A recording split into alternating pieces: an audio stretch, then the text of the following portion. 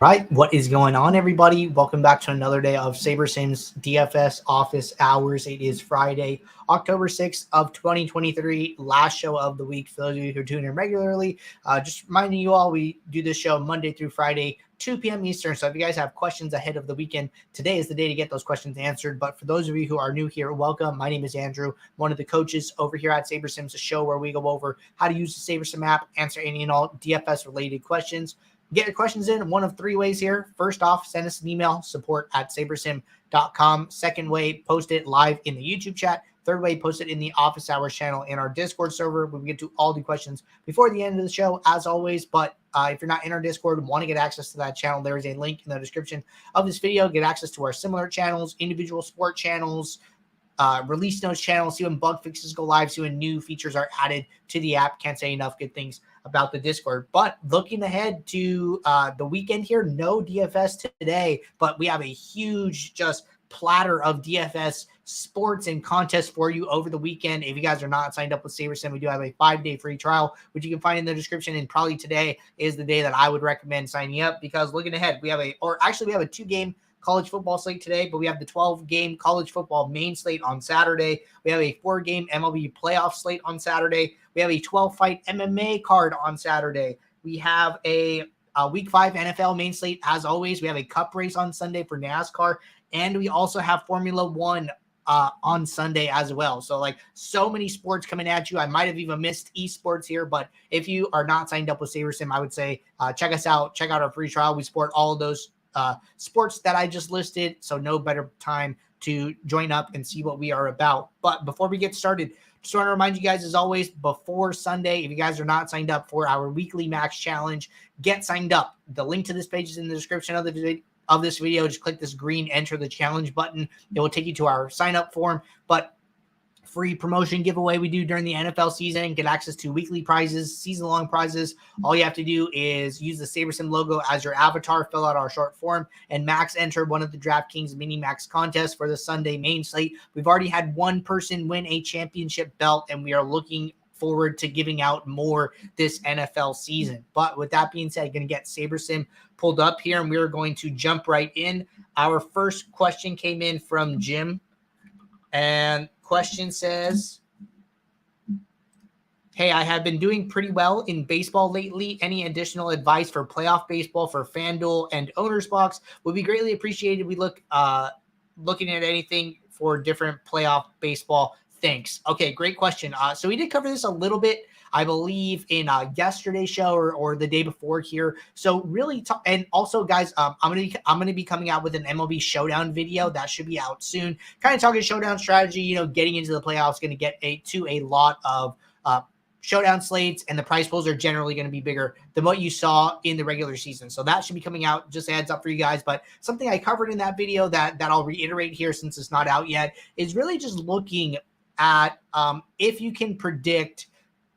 Well, I'll talk about showdown first. So if you can figure out a way to get an edge predicting who is going to be pitching, right? And relief pitchers are huge in showdown. They can eat up innings. They can get you a lot of points at very low ownership, right? So trying to get an edge there, understanding team tendencies, right? Who is most likely to be pinch hit for, right? Are there guys that are switch hitters that are never going to be pinch hit for? Are there players who are there, big three, right? Some guys that come to mind, Marcus Semien, Corey Seager, Adolis Garcia, probably not guys that they're going to pinch hit for, but some of their other, back of the order guys, hey, they might be more likely to be pinch hit from. So maybe you want to limit your exposure to some of those players. So looking at, how many pitches are this team allowing their starters to go? How many innings are they allowing their starters to go? Or is he on a short leash? Is he on a long leash, right? Does that lead to capped upside? Does that lead to uncapped upside, right? Do they want him to go the whole distance? Maybe, they don't trust their bullpen and they want to get as many innings out of their starter as possible, right? So looking at those nuances, having a hand in the dirt approach and finding those small details can really help you in playoff baseball, in my opinion, especially as these slates get smaller and smaller, right? Less and less teams. But really good question to get us started. Next question here from Black Mamba. Question says, if you build a set of lineups for a 3 max, 20 max, and there are a few lineups that you want to discard, can you go over the process of picking more lineups from your pool? How far down in my pool should I go lineup wise? Okay, good question here. So like, let's say I'm building lineups, right, for this London showdown here. I'm just going to build 500 lineups and then just going to kick this off. So really it comes down to a couple things here. I'd say that if you are using contest sims, you can use the ROI metrics as a measuring stick about how far down in your pool you want to go. If you're not using those, I would try and stay within the top 25 to 50% of my pool and really just capitalizing on the Saber score grading, lineup grading metric, right? So what we're going to do, we're going to build all 500 lineups, and then Saber score is going to go in and then grade the lineups and then sort them from, best to worst, right? And we come up with the Saber score grading metric based on contest sim backtesting, right? So this Saber score, if you click on it, we're using the single game metric for this showdown, which makes sense. So these lineups are graded based on that metric. I think it's important to utilize that metric and not just kind of throw it out the window by playing all of these lineups that are very low in your pool, right? They are low for a reason. So if I have this 20 max here, and then I start to make adjustments. Maybe I want to increase my min uniques, right? I'm going to see how far down in my pool that takes me. Okay, I'm at 53. So out of 500, that's about the top 10% of my pool. I'm still good with that, right? And then further adjustments. Maybe I don't want to play anybody more than 10% captain, right? So then I'm going to set some max exposure adjustments. And then remember, you can right click on max exposure, go to the right-hand side, you can set a global max exposure. So maybe I would say no more than 10% for anybody, right?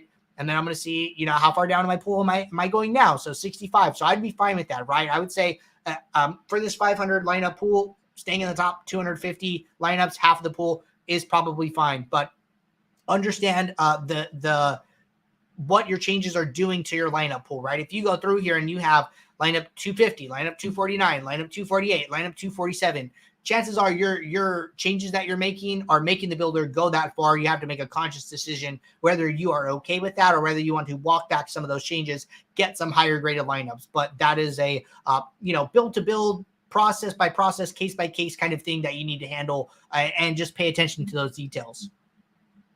All right, another question from Black Mamba. Question says, I have one more question. Let's say you're a fan of an NFL team. Are there any recommendations you have to not let your fandom for a team cloud your judgment when building NFL lineups? I think this is a great question. And you know what? I might have different opinions about this than other people. Some people are just playing DFS for fun, right? DFS is a form of entertainment. It is something to have a little bit of a sweat on a game. For a lot of people, they're not making a living playing DFS, right? So if you want to favor your team, I think that SaberSim can help you do that, right? And if you're going to do that, let's say that you are a Panthers fan, like our man Will on the data team, right? Will is a Panthers fan. So what I would not do is come in here and boost their team total, boost their player projections, etc. Right? I would highly recommend against doing that. But let's say, you want some Panthers lineups. You want to be able to cheer for them as part of your lineup set and as part of your fandom, right? What do? Well, what I would suggest doing is just running a build with as minimal changes as possible, and then going into the post build and then seeing how many shares of Carolina stacks or players that you end up having, right? And the great thing about doing this is that that the lineups that were generated, one, you didn't apply any bias, and then two, there are game sims backing up that outcome that you are taking advantage of. So all you were saying is like, hey, there are so many shares of Carolina that showed up in the sims, and I am just going to use those rather than artificially inflating projections because I am a fan of this team, right? So then I would go to my team stacks. I would go down here and find Carolina. There are 8 lineups of Carolina, right? So what I would do is use the magnifying glass to just zone in on these 8 lineups, and then they're down here in the pool. And then I would look at them, right? So do they fit our guidelines? Are they still in the top 50% of the pool? This one is, right? Rank 145. It is a QB +2, highly correlated stack. I have even secondary correlation between Alvin Kamara and the Saints defense. I think this lineup's fine, right? And then what I would do is just use the lock icon And then now this lineup is going to be a part of my set of lineups, right? I'm going to look at this next one. Number 211, okay? I'm good with that, right?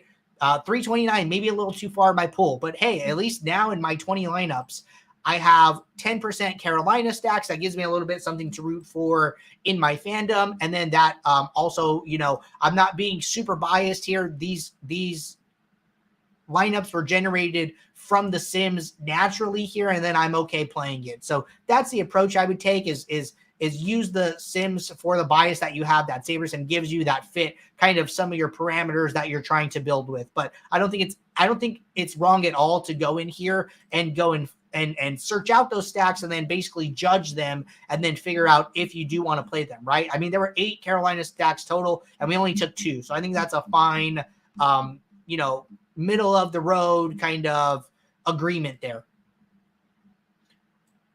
All right. A couple questions here from Sammy.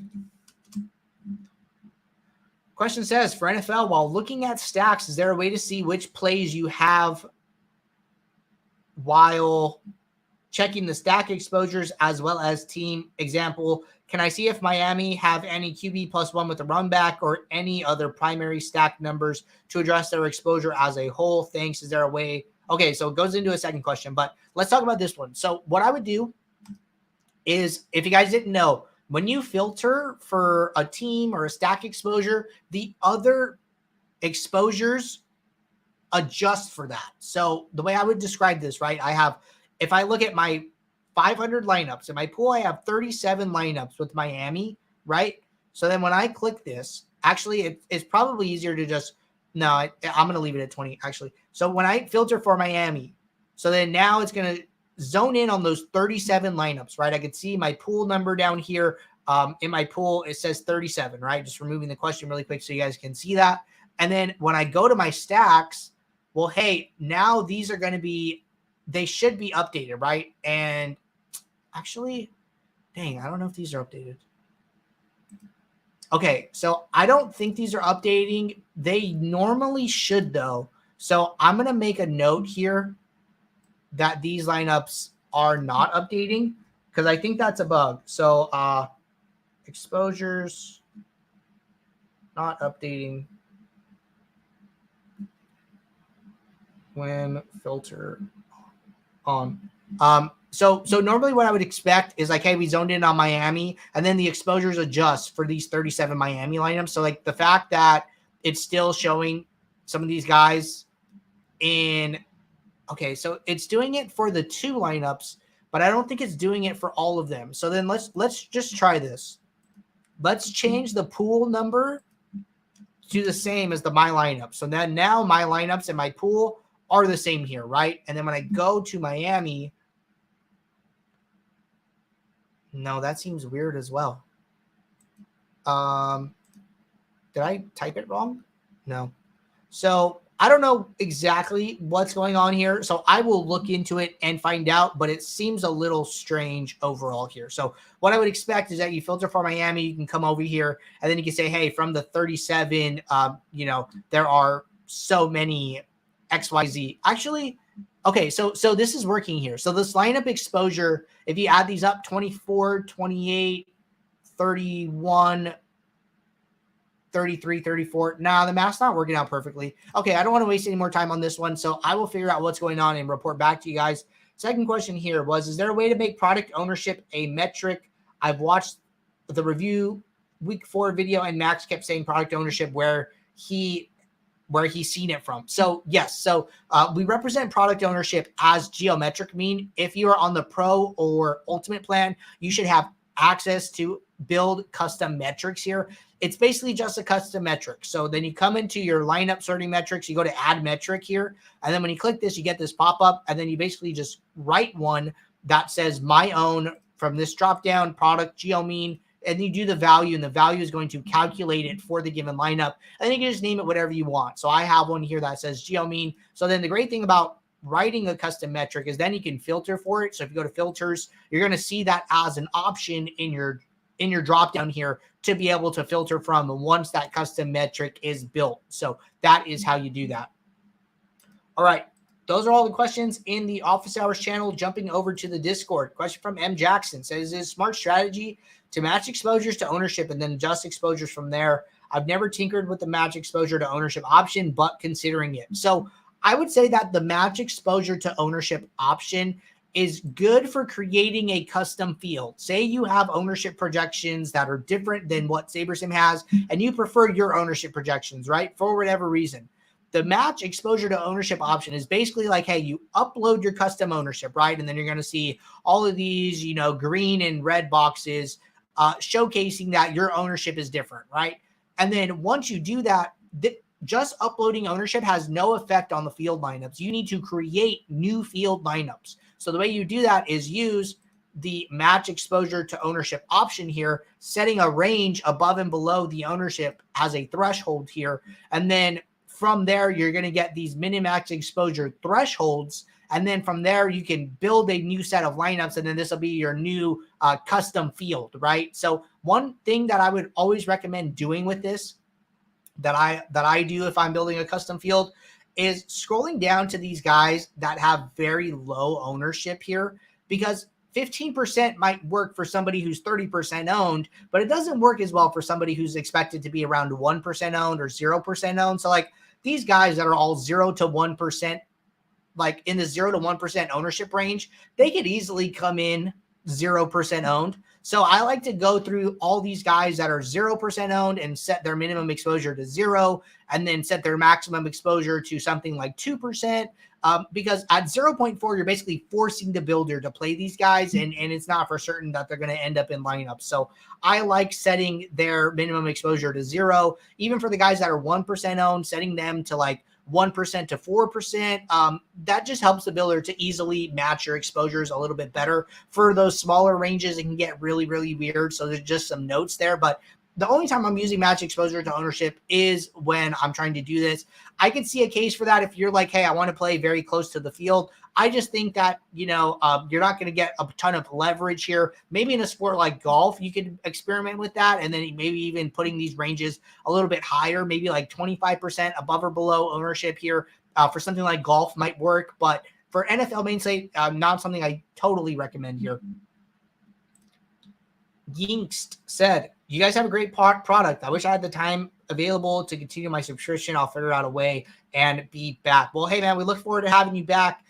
We definitely think we are the most time-sensitive optimizer in the industry, not having to set a bunch of rules and groups to build lineups that have a good chance of winning your contest here. We think that our optimizer is built to win GPPs, and that is the focus. We are not solving a knapsack problem. We are not trying to fit as many projected points into your lineup as possible. We are really trying to build you the lineups with high upside to win these GPPs. So we look forward to having you back. All right. That was actually our last question in both the Office Hours channel and the YouTube chat. Great show today, everybody. We'll be right back here Monday. I wish you guys luck over the weekend. We named so many different sports happening this weekend. One more time, if you guys aren't signed up with SaberSim, want to check us out, this seems like a perfect weekend to do so. There's a 5-day free trial in the description of this video. Until Monday, take care. Good luck in your contest. I will see you all. Thanks. Bye.